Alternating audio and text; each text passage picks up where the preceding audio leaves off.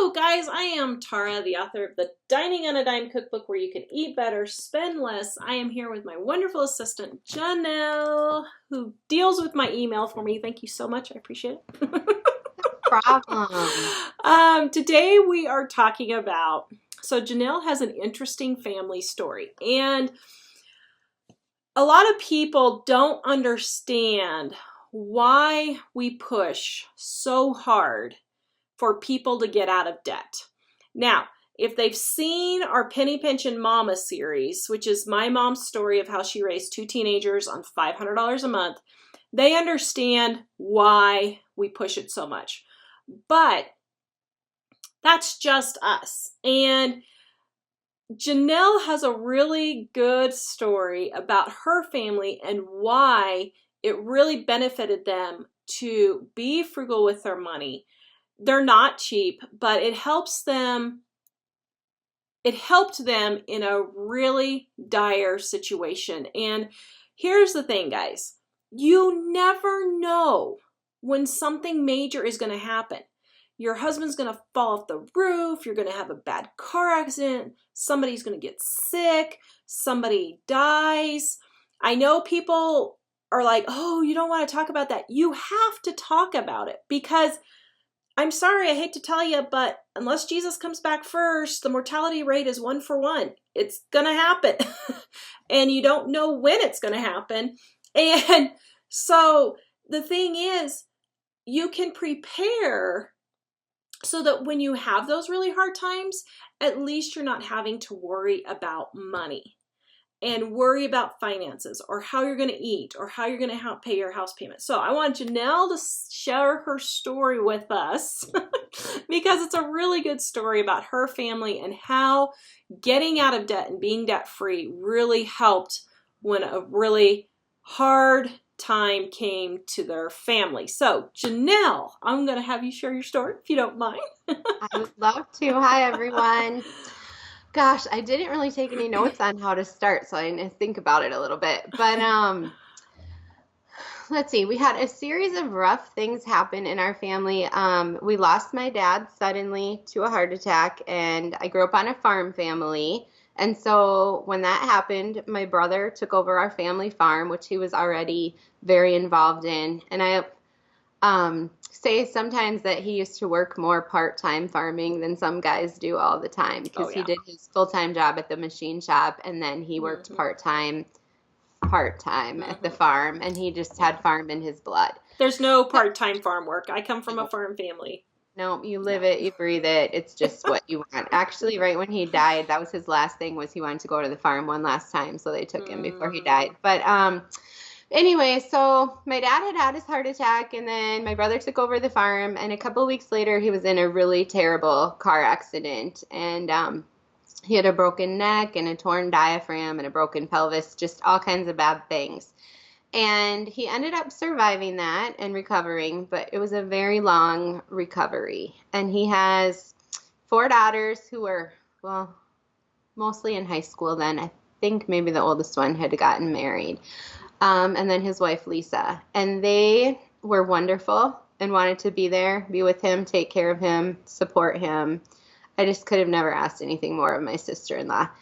Anyways, so to be able to be in a big hospital town, which in South Dakota, that was Sioux Falls. And so to be away 2 hours from home, you need a hotel. Mm-hmm. You need gas money because you're going back and forth. Kids are trying to stay in school and be in their sporting events. We lived an hour away in another direction. Everyone had jobs. We were all missing. Well, I didn't. I was home with our kids at that time. But you're eating out. You haven't planned, so you're probably buying clothes and that kind of thing. And so growing up in a very frugal lifestyle, it was amazing that we had resources. We had saved. Everybody had money in the bank, not tons, not extra, but it was enough that we could make good choices. And we didn't have to worry about spending money on gas. We didn't have to worry about someone needed a repair. It was just we were able to let it all ebb and flow. I could take all of my brother's kids out for supper or pick up whatever was needed, and I didn't have to stress out about the money. Didn't have to put on a credit card to have more stress later when the bill comes. Right. Well, it did, but I pay it off every month. Exactly. Yeah. Yeah. So that was okay for me. Yeah. If you don't pay it off every month, please Yeah. try not to. But that was wonderful. So then he was able to make a complete recovery, and there were so many people who were generous along the way to our family. People would say, leave your car unlocked with the keys so I can put gas. And gas and bottled water and snacks would just show up. There was a local service station that had an account where people could just drop money on. So I don't want to say we did it all ourselves because we had an amazing network, but it was wonderful to just be able to focus on taking care of each other. And so some time went by, we moved away and ended up moving again to do residency at the Mayo Clinic for my husband. And going from a regular salary to residency pay in a town with expensive rent is really hard. And we were in a position where we had enough savings that we were able to survive that. And then kind of right on the tail of recovering from that, West Nile hit my brother. And he was sick, was it 8 months? And then he passed away. So during that time, we made, I don't know how many trips flying out of town because we were always, getting phone calls. This is not good. You need to be here. Or can you come be here for the weekend? Because he had a daughter that was graduating, a daughter that was moving to college. So all these things were happening in life. And it's like, how can we help? And we were able to go. It was never a concern of, can we afford the gas? Can we afford the food? Because you do things like not eat out every day. You do things like not buying a brand new car whenever you need a car. You do things by not, yeah. So we grew up on a farm. My mom's rule was 1 trip to town a day, and that was for work or school. You didn't go twice. If you didn't have something at supper time, you just lived without it. You shopped once a week, and you always had a stock because if the road flooded or it was too snowy, you stayed home. So, we were taught, have a full pantry, be ready to help. I mean, if someone calls her right now from church and says, I need a meal for 20, she's got it in her house. Yeah. So do I. So does my sister. That's just raised. So when you're ready and you've lived carefully and not bought an extra, I mean, my mom was so careful my whole life growing up. She didn't buy things she didn't need. We did not have the fanciest mixer in the kitchen. She didn't get new cabinets. She rarely got new carpet. It was when it was really needed. We never had a brand new car. And because she was so careful, when that happened, she was able to say, hey, if you guys can't make your house payment because he's in the hospital and you're here taking care of him, I've got it. Can you imagine? I mean, that's exactly what every mom wants to be able to do for their kids. So it was just really a blessing to have that heritage of frugalness just be, we didn't have to worry about that end of things at all. It was really good. Yeah. So that just wraps it all up as to why we are so insistent that you need to be debt free. You need to stop spending frivolously because you never know what tragedy is going to happen. And for your family, unfortunately, it was one thing after another, like major things. And maybe some families aren't, going to have that. But the thing is, something's always going to happen. I don't know one person that has gotten out of this life. Well, and another reason is because even if it's not your sister, it's, just people that that you see, that you want to help. My kid's kindergarten teacher had whatever happen. You can afford to be generous if you've been careful too. And we had so many people that were generous to us. I think at our silent auction and feed, we raised over $40,000. Oh, wow. Mind blowing. And that was people would visit at the hospital and say there were a few people that would use the restroom. And when they would walk out of the hospital room and my sister-in-law would go in there to use the restroom, there would be a couple $100 just sitting on the sink. That's To nice. be Yeah. able to do that for people in crisis is the hugest Yeah. gift. Because 8 months in the hospital, I mean, I know people are going to say $40,000.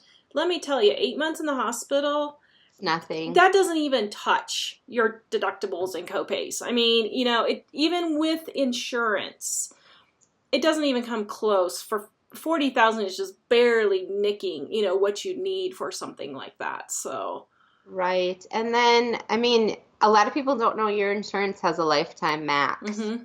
So after you hit that, there are a few things that can happen. But he hit it, and I've known other people who have that. Yeah. It's devastating to so many people. Yeah, So it really is. And and we've done that. We've seen people that we know, and we have given them some to help out when they've had, something major. And it is so nice to know that you are able to help those people when they feel hopeless. oh, for sure. And to be able to help out, and just from a Christian standpoint, I think it just shows how much God loves these people when they unexpectedly get cash. They're not expecting it. They're trying to figure it out. And then God just provides this for them through you. And I don't know, I just think, how much more could we be doing, just especially as Christians, how much more could we be doing if we weren't just wasting money eating out all the time, and instead we're helping each other? I don't know. That's just, it's kind of a, Sure. huh? I need to write you a post on practical helps that you can do in that situation for friends, because Yeah. it's so much more than a lasagna. I mean, Yeah. we had people who called and said, "Can we pay your hotel for a night?" That's huge. We're too far away because we're in Texas, but we're having pizza delivered to the waiting room. Mm-hmm.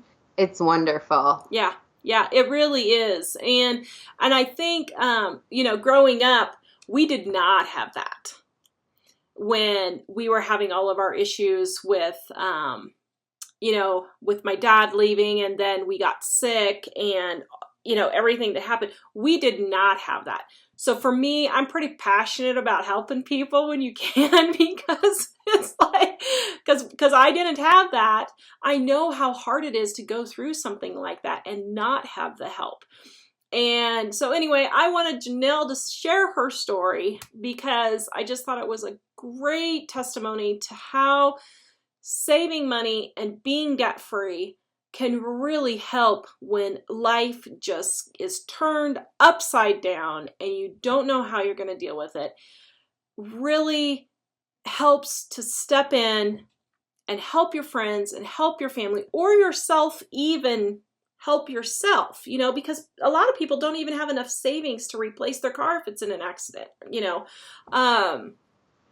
so I've heard so many people say we've had like the loss of a child. That's a financial strain too, that you don't need on your marriage at a time like that. So it to protect your marriage, it protects so much more than. It really does. Yeah, it really, truly does. So thank you, Janelle, for sharing. I appreciate it. Please like, subscribe, and share, and check out our Dining on a Dime cookbook in the description below. We will see you guys next time.